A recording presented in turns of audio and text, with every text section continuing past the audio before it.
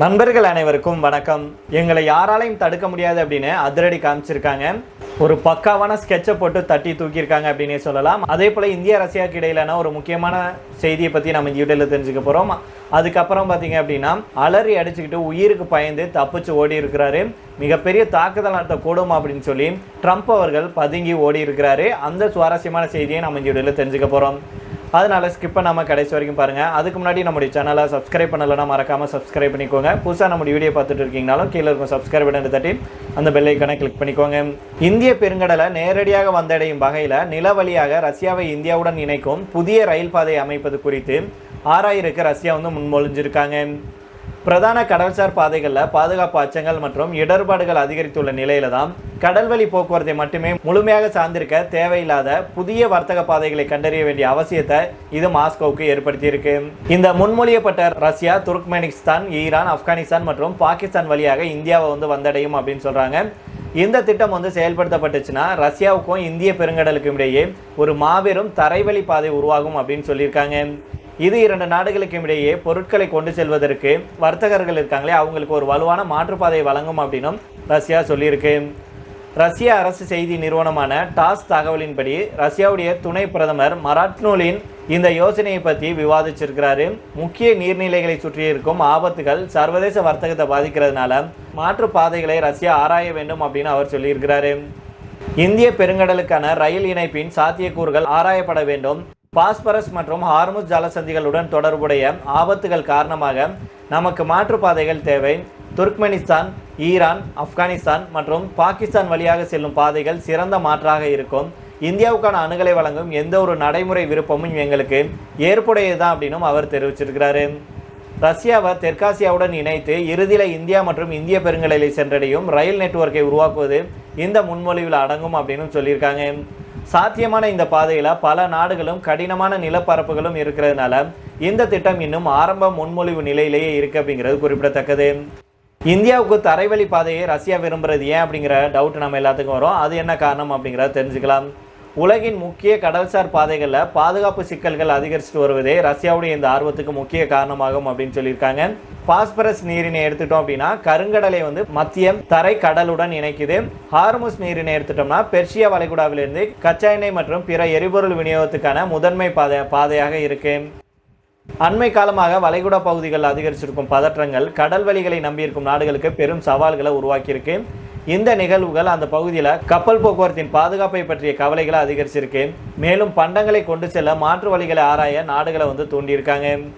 ரஷ்யாவில் தொடங்கும் இந்த ரயில் பாதை துர்க்மெனிஸ்தான் மற்றும் ஈரானை கடந்து ஆப்கானிஸ்தான் மற்றும் பாகிஸ்தானை ஊடுருவி இந்தியாவுக்குள்ள நுழையும். இது மத்திய மற்றும் தெற்காசியாவுக்கு ரஷ்யாவுக்கு ஒரு தரைவழி இணைப்பையும் இந்திய சந்தைக்கு பொருட்களை கொண்டு செல்வதற்கான மற்றொரு வழியையும் வழங்கும் அப்படின்னு சொல்லப்படுது.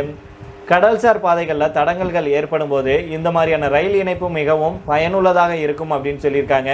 இராணுவ பதற்றங்கள், முற்றுகைகள், கடல் கொள்ளை, இதர பிரச்சனைகள் கப்பல்களை தாமதப்படுத்தி பொருட்களுடைய நகர்வை பாதிக்கலாம். இது போன்ற சூழ்நிலைகளில் வர்த்தகர்கள் ரஷ்யாவுக்கும் இந்தியாவுக்கும் இடையே சரக்குகளை நகர்த்த இந்த ரயிலை பயன்படுத்தலாம் அப்படின்னு சொல்லியிருக்காங்க. இதுக்காக தான் இந்தியாவுக்கு தரைவழி பாதையை ரஷ்யா விரும்புகிறாங்க அப்படின்னு சொல்லப்படுது. அதனால பொறுத்திருந்து பார்ப்போம் நண்பர்களே. இது இப்போ ஆரம்ப முன்மொழிவில் மட்டும்தான் இருக்குது. இந்த திட்டம் செயல்படுத்தப்பட்டுச்சுன்னா கண்டிப்பாக இந்தியாவுக்கு மட்டுமே இல்லை, அதன் வழியாக வரும் பல நாடுகளுக்கு ஒரு மிகப்பெரிய ஜாக்பாட்டாக இருக்கும் அப்படிங்கிறதுல எந்த மாற்று கருத்தும் இருக்க முடியாது. அதே போல் நாம் இன்னொன்னையும் புரிஞ்சுக்கணும். இப்படி தரை வழியாக பாதை அமைச்சு அதன் மூலமாக வர்த்தகத்தை தொடங்குறாங்க அப்படின்னா அதில் நிறைய சாதக பாதகங்கள் இருக்கும். கண்டிப்பாக அது எல்லாத்தையும் யோசித்து தான் முடிவு பண்ணுவாங்க. அதனால் பொறுத்திருந்து பார்க்கலாம் நண்பர்களே. நீங்கள் இதை பற்றி என்ன நினைக்கிறீங்க அப்படிங்கிறத தவறாமல் கமெண்ட் பாக்ஸில் சொல்லுங்கள். இதே போல் இன்னொரு முக்கியமான விஷயம், இந்தியாவில் கச்சா எண்ணெய் இறக்குமதியில் ரஷ்ய நாட்டுடைய பங்கு புதிய உச்சத்தை தொட்டுள்ளதாக தகவல்கள் வெளியாகிருக்கு.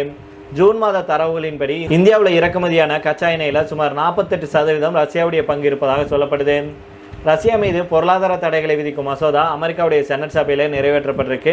ரஷ்யா கிட்டேருந்து அதிக அளவில் கச்சா எண்ணெய் மற்றும் இயற்கை எரிவாயுவை இறக்குமதி செய்யும் நாடுகளுக்கு 100% வரி விதிக்க அதிகாரம் அளிக்கும் புதிய தடைகள் மசோதாவுக்கு அமெரிக்க செனட் சபை கடந்த வாரம் ஒப்புதல் அளித்தாங்க. ரஷ்யாவுடைய ஆற்றல் வளங்களை அதிகம் வாங்கும் முதல் 5 நாடுகளை இலக்காக கொண்டு இந்த மசோதா உருவாக்கப்பட்டிருக்கு. இதில் இந்தியா, சீனா, அஜர்பைஜான், ஹங்கேரி, ஸ்லோவாக்கியா ஆகிய நாடுகள் இடம்பெற்றிருக்கு. யுக்ரைன் மீதான போரை நிறுத்துவதற்கும் ரஷ்யாவுக்கான நிதி ஆதாரங்களை முடக்குவதற்கும் இந்த நாடுகளுடைய ஏற்றுமதி பொருட்கள் மீது 100% வரைக்கும் வரிகளை விதிக்க அமெரிக்க அதிபர் டொனால்ட் ட்ரம்புக்கு இந்த மசோதா முழு அதிகாரம் வந்து அளிக்குது. அந்த வகையில் இந்தியா, சீனா உள்ளிட்ட பொருட்கள் அமெரிக்காவில் இறக்குமதி செய்யப்படும் போது அந்த பொருட்களுக்கு 100% வரி விதிக்கவும் இந்த மசோதா வழிவகை செய்யுது. இப்பேற்பட்ட சூழ்நிலையில தான் இந்தியா ரஷ்யா கிட்டேருந்து கச்சா எண்ணெய் அதிகம் இறக்குமதி செய்யும் நாடு அப்படிங்கிற தகவல் வெளியாயிருக்கு. நடப்பாண்டில் ஜூன் மாதம் 18 மில்லியன் மெட்ரிக் டன் கச்சா எண்ணெயை இந்தியா இறக்குமதி செஞ்சுருக்காங்க. இதில் ரஷ்யாவிலிருந்து 8.7 மில்லியன் மெட்ரிக் டன் கச்சா எண்ணெயை இந்தியா பெற்றிருக்காங்க. அந்த வகையில் தான் இந்திய கச்சா எண்ணெய் இறக்குமதியில் ரஷ்யாவுடைய பங்கு 48% இருக்குது அப்படின்னு சொல்லியிருக்காங்க. மேற்காசிய போர் காரணமாக ரஷ்யாவிலிருந்து கச்சா எண்ணெய் இறக்குமதியை இந்தியா அதிகரித்ததாக தகவல்கள் வெளியாயிருக்கு. ரஷ்யாவிலிருந்து கச்சா எண்ணெய் அதிகம் இறக்குமதி செய்யும் நாடுகளில் இந்தியாவும் சீனாவும் முன்னணியில் இருப்பதாகவும் தகவல் வெளியாயிருக்கு. ஒரு பக்கம் அமெரிக்காவின் 100% வரி விதிப்பு நடவடிக்கை, மறுபக்கம் மேற்காசிய போர் காரணமாக கச்சா எண்ணெய் இறக்குமதியில் நிலவும் சவால் உள்ளிட்டவற்றை இந்தியா எப்படி சமாளிக்க இருக்கு அப்படிங்கிறது வரும் நாட்களில் நமக்கு தெரிய வரும். இதை தொடர்ந்து கடைசியாக பார்த்தோம் அப்படின்னா, ஈரான் கிட்டே இருந்து அச்சுறுத்தல் வந்ததை தொடர்ந்து அமெரிக்க அதிபர் டொனால்ட் ட்ரம்ப் துருக்கியிலிருந்து பிரிட்டனுக்கு ரகசியமாக வேறு விமானத்தில் அழைத்து செல்லப்பட்டதாக தகவல்கள் வெளியாயிருக்கு. துருக்கியில் நடைபெற்ற நேட்டோ உச்சி மாநாட்டில் பங்கேற்ற ட்ரம்ப் வழக்கமான விமானத்தை தவிர்த்துவிட்டு சிறிய ரக அமெரிக்க இராணுவ விமானமான C-32A மூலம் பிரிட்டனுக்கு சென்றதாக தகவல்கள் வெளியாயிருக்கு. அமெரிக்காவுக்கும் ஈரானுக்கும் இடையே கடந்த சில மாதங்களாகவே தொடர்ச்சியாக போர் பதற்றம் நிலவிட்டு வருது. இதற்கிடையில தான் கடந்த சில வாரங்களுக்கு முன்பு ட்ரம்புக்கு எதிராக ஈரான் கொலை மிரட்டல் ஒன்று விடுத்திருந்தது. ட்ரம்புடைய ஒட்டுமொத்த குடும்பத்தையும் கொலை செய்ய போவதாக ஈரான் மிரட்டியிருந்தாங்க. ஈரானுடைய மிரட்டல்களை தொடர்ந்து ட்ரம்ப் அவர்கள் தன்னுடைய வழக்கமான விமானத்தை விட்டுவிட்டு சிறிய ரக விமானம் மூலம் துருக்கியிலிருந்து பிரிட்டன் போனதாக செய்திகள் வெளியாயிருக்கு. ட்ரம்ப் அவர்கள் கடந்த ஜூலை மாதம் துருக்கியுடைய அங்காராவுக்கு நேட்டோ உச்சி மாநாட்டில் பங்கேற்கிறதுக்காக சென்றார். அப்போது கத்தார் வழங்கிய புதிய போயிங் 7478 விமானத்தில் அவர் பயணம் செஞ்சார். துருக்கியிலிருந்து புறப்படும் போது அவர் வழக்கமாக பயன்படுத்தும் ஏர்ஃபோர்ஸ் 1 விமானத்தில் பிரிட்டன் சென்றதாக ஊடகங்கள் தெரிவிக்கப்பட்டது. ஆனால் உண்மையிலேயே வேறு ஏற்பாடு செய்யப்பட்டிருந்ததாக சொல்லப்படுது. அதாவது ஜூலை 8ஆம் தேதி துருக்கியுடைய அங்காராவிலிருந்து புறப்படுறதுக்கு முன்னாடி ட்ரம்ப் முதல்ல ஏர்ஃபோர்ஸ் 1 விமானத்தில் ஊடகங்களுடைய முன்னிலையில் ஏறி இருக்கிறாரு. ஆனால் விமானம் அங்கேருந்து புறப்படலை. மாறாக ஊடகங்கள் எல்லாம் கிளம்புனதுக்கு அப்புறம் விமான நிலையத்தில் பயன்படுத்தப்படும் கேட்ரிங் வாகனம் ஒன்றின் மூலம் அவர் ரகசியமாக ஃபோர்ஸ் 1 விமானத்திலிருந்து அழைத்து செல்லப்பட்டதாக தகவல்கள் வெளியாயிருக்கு. சிறிய ரக அமெரிக்க விமானப்படை விமானமான C-32A இருக்கும் பகுதிக்கு ட்ரம்ப் அவர்கள் அழைத்து செல்லப்பட்டிருக்கிறாரு.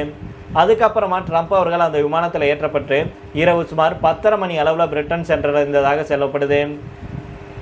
இதற்கிடையில் தான் ட்ரம்ப் இல்லாமல் செய்தியாளர்கள் மற்றும் அமெரிக்க அதிகாரிகள் மட்டும் பயணித்த பழைய ஏர்ஃபோர்ஸ் 1 விமானம் சில நிமிடங்கள் கழித்து பிரிட்டனை சென்றடைந்தது. இதனால் வெளியே ஊடகங்களுக்கு ட்ரம்ப் ஃபோர்ஸ் 1 விமானத்திலேயே பயணித்தது போல காட்டப்பட்டது.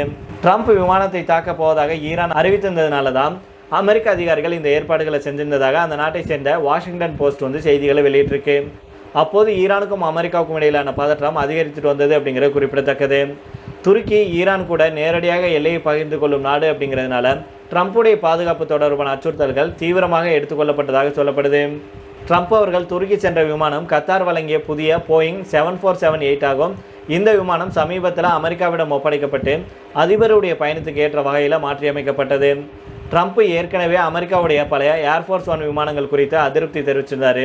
1990ஆம் ஆண்டு முதல் பயன்படுத்தப்பட்டு வரும் அந்த விமானங்களுக்கு மாற்றாக புதிய விமானம் தேவை அப்படின்னு சொல்லியிருந்தார். ஆனால் கத்தார் வழங்கிய விமானத்தில் பழைய ஏர்ஃபோர்ஸ் 1 விமானங்களில் இருந்த சில பாதுகாப்பு வசதிகள், குறிப்பாக ஏவுகணை எதிர்ப்பு வசதி உள்ளிட்டவை இல்லை அப்படிங்கிறது குறிப்பிடத்தக்கது. ட்ரம்ப் மற்றும் அவருடைய டீமுடைய பாதுகாப்பை உறுதி செய்ய தேவையான அனைத்து நடவடிக்கைகளையும் எடுத்து வருவதாக வெள்ளை மாளிகை தகவல் தொடர்பு இயக்குனர் ஸ்டீவன் சியூங் அவர்கள் தெரிவித்தார்.